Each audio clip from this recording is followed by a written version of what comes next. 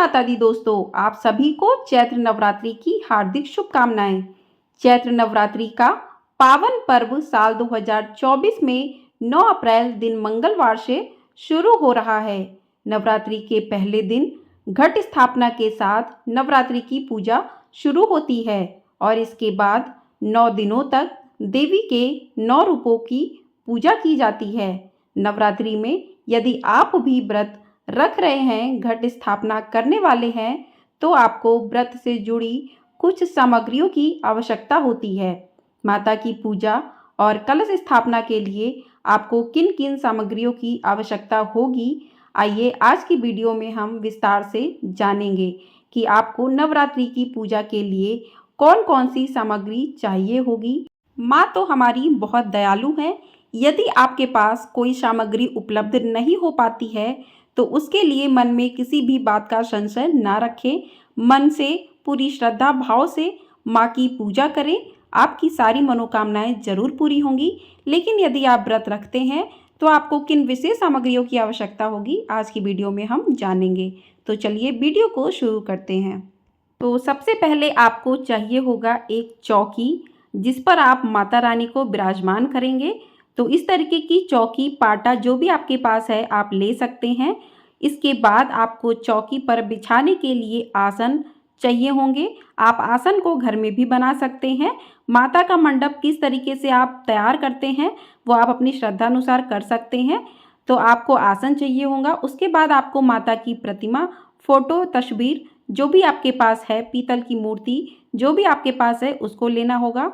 उसके बाद आपको जो है गणेश जी की प्रतिमा ज़रूर वहाँ पर स्थापित करनी होगी, क्योंकि गणेश जी प्रथम पूजनीय हैं। तो गणेश जी को आप, अगर आपके पास मूर्ति नहीं है तो आप एक पाटे पर चावल रख के, सुपारी रख के उनको भी गणेश जी मानकर पूजा कर सकते हैं।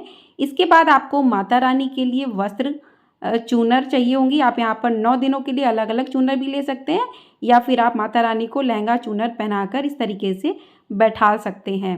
तो इस तरीके की चूनर आपको लेनी होगी माता रानी को उड़ाने के लिए।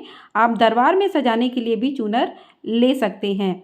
उसके बाद आपको माता रानी को चढ़ाने के लिए 16 श्रृंगार सामग्री लेनी होगी, जिसमें चूड़ी, बिंदी, काजल, लिपस्टिक, कंगा, सीसा, मेहंदी, सिंदूर, महावर, बिछिया आदि चीज़ें होंगी। तो माता को सुहाग की सामग्री अर्पित करने के लिए, और माता को फूल माला, आप माला चाहें तो बाज़ार से बने बनाए ले आ सकते हैं, और आप फूलों के माला भी घर पर बना सकते हैं। उसके बाद आपको गणेश जी को पहनाने के लिए जनेऊ चाहिए होगा, क्योंकि गणेश जी को जनेऊ बेहद प्रिय होते हैं। तो गणेश जी को आप जनेऊ सफ़ेद या फिर पीला किसी भी रंग का आप चढ़ा सकते हैं।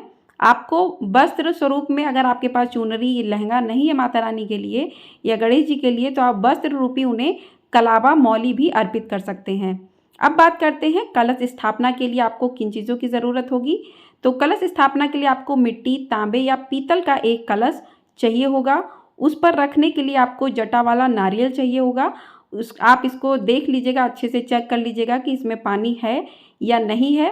तो इस तरीके का आपको एक नारियल चाहिए होगा। उसके बाद आपको जो है एक कटोरी जो है मिट्टी की वो चाहिए होगी, और आपको आम के पत्ते आप ले सकते हैं। आम के पत्ते आपको यहाँ पर 5, 7, 11 जो भी आम के पत्ते आपको मिल जाएं, यहाँ पर आपको आम के पत्ते ले लेने होंगे।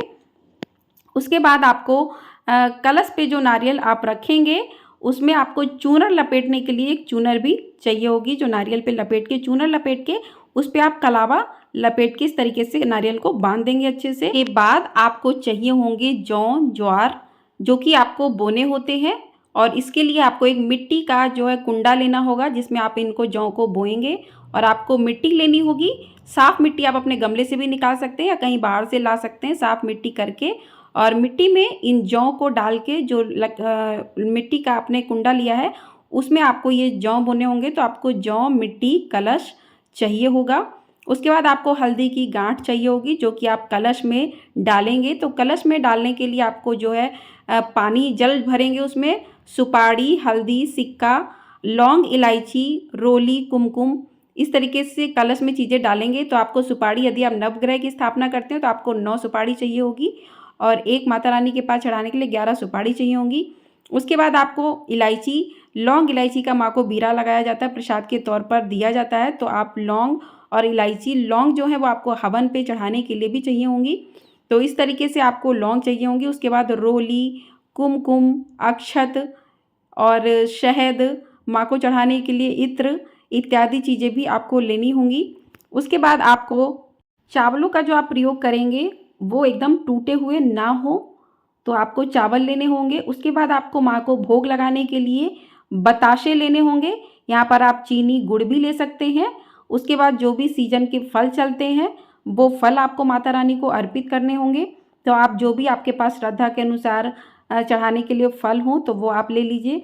उसके बाद माता रानी को जो है पंच मेवा का भोग लगाया जाता है, तो 5 तरीके की मेवा भी आप ले सकते हैं। तो जो भी आपके पास 5 तरीके की नहीं है तो आप 2 तरीके की मेवा ले लीजिए। बात करते हैं आरती के लिए। आपको एक आरती चाहिए होगी, तांबे की, पीतल की आप ले सकते हैं, जिसमें आपको दीपक जलाना होगा माता रानी के सामने। यदि आप अखंड ज्योति जलाते हैं तो आपको बड़ा दीपक लेना होगा और उसमें आप अखंड ज्योति जो है जला सकते हैं। साथ में आपको गाय का देशी घी, आप घर पर बना हुआ घी भी ले सकते हैं या फिर गाय का देशी घी ले लीजिए। तो इस तरीके से आपको घी या फिर तिल का तेल ले सकते हैं। आपको जलाने के लिए बाती चाहिए होगी, सुबह शाम जलाने के लिए बाती चाहिए होगी। कपूर चाहिए होगा जिससे आप आरती करेंगे माता रानी के सामने। उसके बाद आपको धूप बत्ती चाहिए होगी जो आप माता रानी के सामने जलाएंगे। तो इस तरीके से आरती का सामान लेना होगा। उसके बाद आप हवन सामग्री करने के लिए एक इस तरीके से मिट्टी का जो है हांडी ले सकते हैं और या फिर आप हवन कुंड भी ले सकते हैं। उसके बाद आपको कंडी चाहिए होगी, उपले, जो आप जला के जिस पे हवन सामग्री चढ़ाएंगे। और आपको हवन सामग्री चाहिए होगी चढ़ाने के लिए। इसमें आप हवन सामग्री में अपना जो है जो भोग माता रानी को लगाते हैं वो भी आप हवन पर चढ़ा सकते हैं। तो इस प्रकार से आपको हवन के लिए चीज़ें चाहिए होंगी। तो इस प्रकार से आपको सारी चीज़ें चाहिए होंगी और आप पान के पत्ते भी उस पर लौंग और इलायची रखकर माता रानी को बीरा के तौर पर भोग लगा सकते हैं। तो इस तरीके से आपको सारी सामग्री जो है लेनी होंगी। गंगा जल आपके घर में होगा तो आप गंगा जल ले लीजिए। तो इस तरीके से सारी पूजा की सामग्री लेकर माता रानी का पूजन विधिवत करना होगा। इस तरीके से माता रानी की जो है पूजा आप 9 दिन तक करेंगे। तो पूजा की थाली में आपको चावल, अक्षत, लौंग, सुपारी, रोली, सिंदूर, पान के पत्ते और आपको माता रानी को चढ़ाने के लिए भोग का सामान, किसी दिन आप फल चढ़ा दीजिए, किसी दिन घर पे बना हुआ कोई भोग लगा दीजिए, आप बतासा, लौंग, इलायची का भोग लगा दीजिए। तो इस तरीके से भोग की चीज़ें, और रोज़ ही आपको ताज़े फूल चाहिए होंगे माता रानी की पूजा के लिए, ताज़े फल चाहिए होंगे माता रानी को चढ़ाने के लिए। तो इस प्रकार से माता रानी का विधिवत पूजन कीजिए। और अगर आपसे पूजन में कोई भी सामग्री नहीं मिल पाती है या नहीं है तो आप उसके लिए मन में कोई संशय मत रखिएगा। माता रानी बहुत दयालु हैं, वो ऐसा नहीं है उनको कोई सामग्री चाहिए ही होती है, बस उनको सच्ची श्रद्धा चाहिए होती है। तो आप सच्ची श्रद्धा से जो भी आपके पास सामग्री उपलब्ध है तो आप उससे अपनी माता रानी का पूजन कीजिए और नवरात्रि का व्रत कीजिए। तो आपको हमारे चैनल पर नवरात्रि की पूजा विधि, नवरात्रि व्रत की कथा, दुर्गा सप्तमी पाठ की कथा देखने को मिलेगी। तो चैनल को सब्सक्राइब नहीं किया है तो चैनल को सब्सक्राइब ज़रूर कर लीजिएगा। आपको ये जानकारी पसंद आई हो तो कमेंट बॉक्स में जय माता दी ज़रूर लिखिएगा। जय माता दी दोस्तों।